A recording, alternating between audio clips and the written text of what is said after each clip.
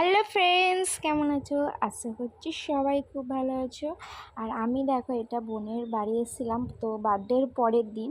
তো আজকে তো বাড়ি চলে যাব। তো সকালবেলা দেখো টিফিনটা খেতে বসে পড়েছি। আর এই দেখো টিফিনে কিন্তু বোন খাচ্ছে ভাত আর মাছ।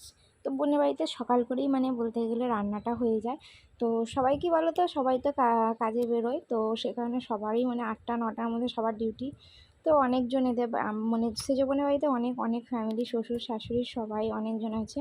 তো কী বলো তো, ভাত খেয়ে যায়, কেউ রুটি খেয়ে যায়, দেওর যেমন রুটি নিয়ে যায়, ভাত খেয়ে যায়।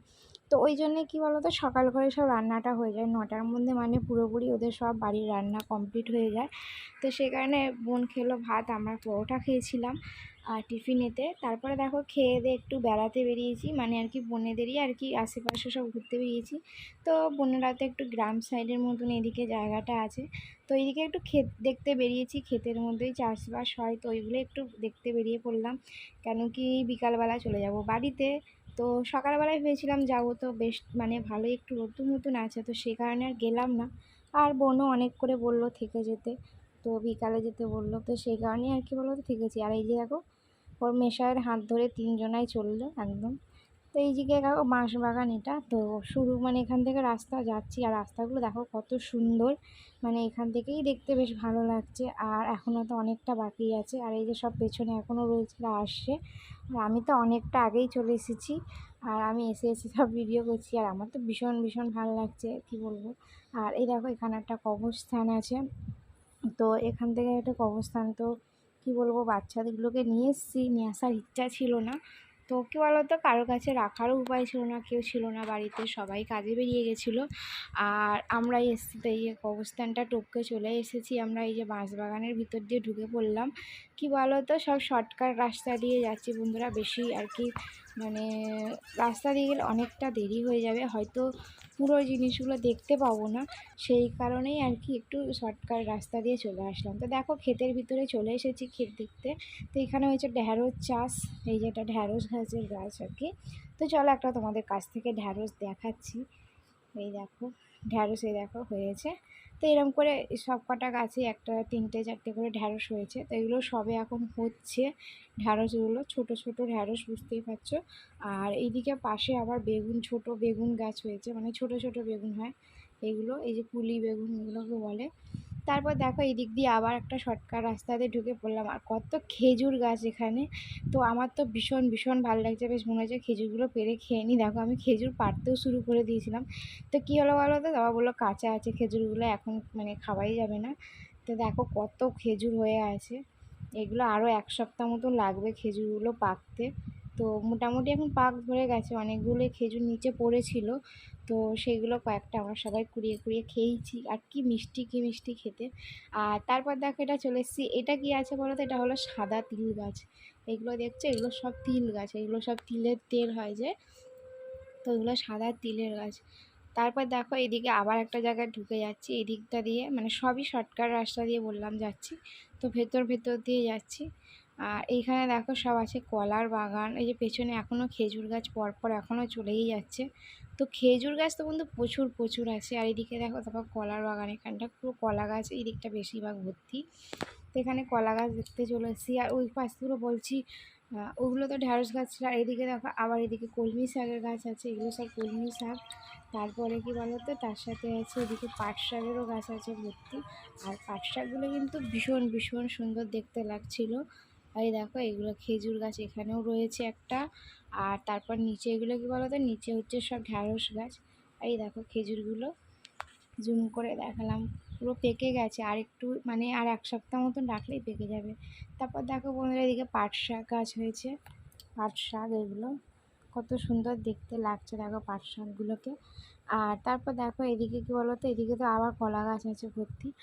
আর এই গাছটাও একটা খুব বিখ্যাত গাছ, তো যাক নামটা বলা যাবে না। তারপর চলো একটু আম পারবো, আম গাছ হয়েছে। আর এখানে দেখো নিচেতে অনেকগুলো আম ঝুলছিল, তো এগুলো আমগুলো আমি আর বোন পেরেছি। আর তারপর দেখো আবার চলে যাচ্ছি আর একদিকে, এদিকে সব কলা গাছে ভর্তি, আর সব খালের পাড় দিয়ে যাচ্ছি। আর চলো ওইদিকে হেলিকপ্টার আসছে দেখো, এদিকে দেখো কত নিচ থেকে হেলিকপ্টারটা যাচ্ছে।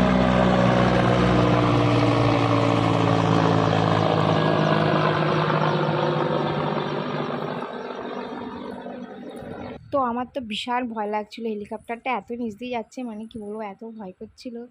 যাই হোক, তো তারপর দেখো আবার ঢুকে গেছি এই দিকটাতে।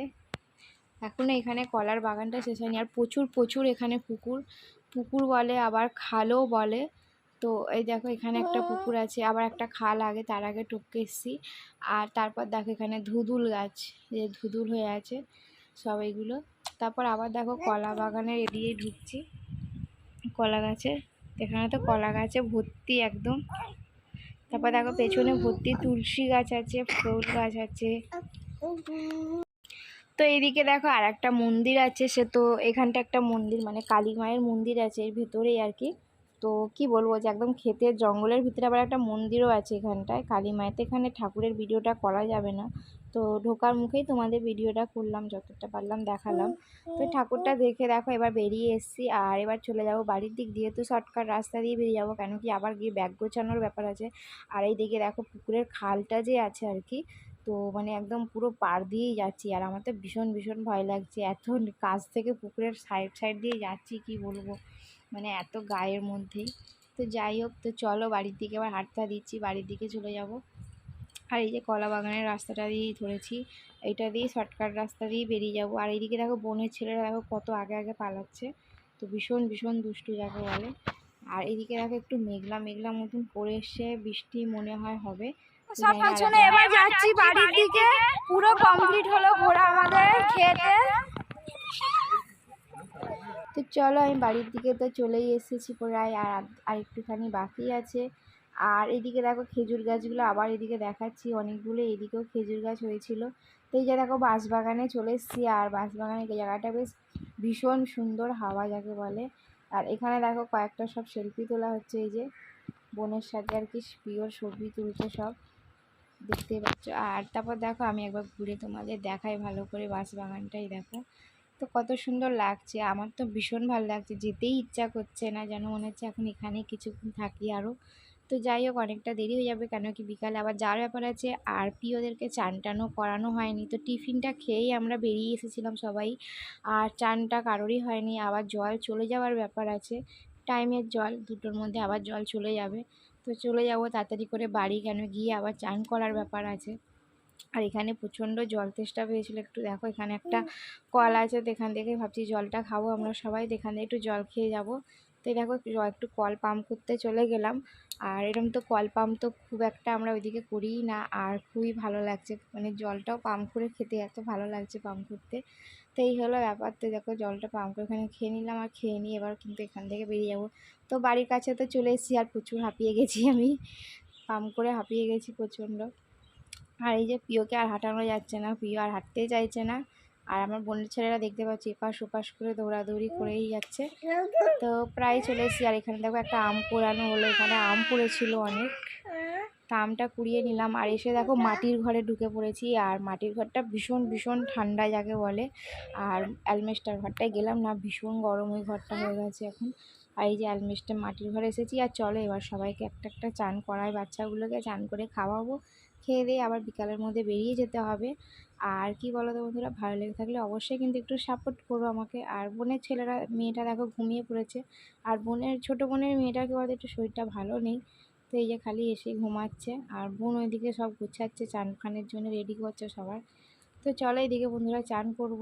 আর ভালো লেগে থাকলে কিন্তু অবশ্যই কিন্তু আমাকে বললাম সাপোর্ট করো সবাই, আর এগিয়ে যেতে অবশ্যই একটু সাহায্য করো সবাই মিলে, সব বন্ধুদেরকেই বলছি।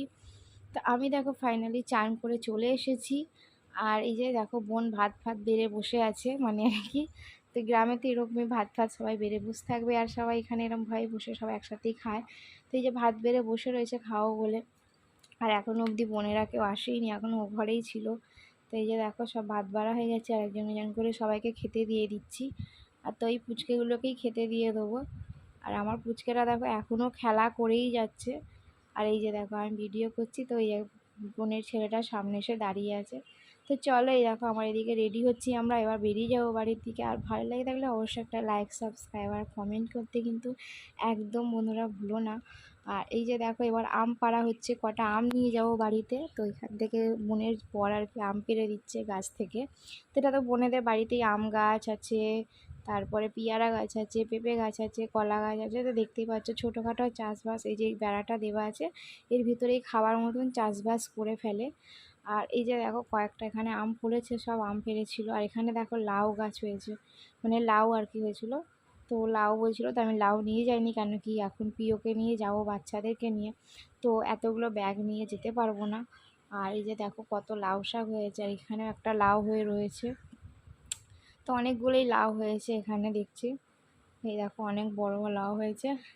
তো লাউটা নিয়ে যাব না, কেন কি এখানে ছোট বাচ্চাদের সব নিয়ে যাবো, আর আমাদের কাছে হাতে অনেক ব্যাগ হয়েছে। আর এখানে দেখো একটা বেগুন হয়েছে, আবার বেগুনও আছে, বেগুন গাছ। তো চলো বন্ধুরা, ফাইনালি আমরা বেরিয়ে পড়েছি বাড়ি যাওয়ার জন্য। এই যে ছোটো বোন আর আমি আছি সামনে, আর প্রিয়দেরকে বাইকে বসিয়ে দিয়েছি, ওরা বাইকে করে যাচ্ছে। তো চলো বন্ধুরা, ব্লগটা এখানেই শেষ করলাম। আশা করছি তোমাদের ভালো লেগেছে।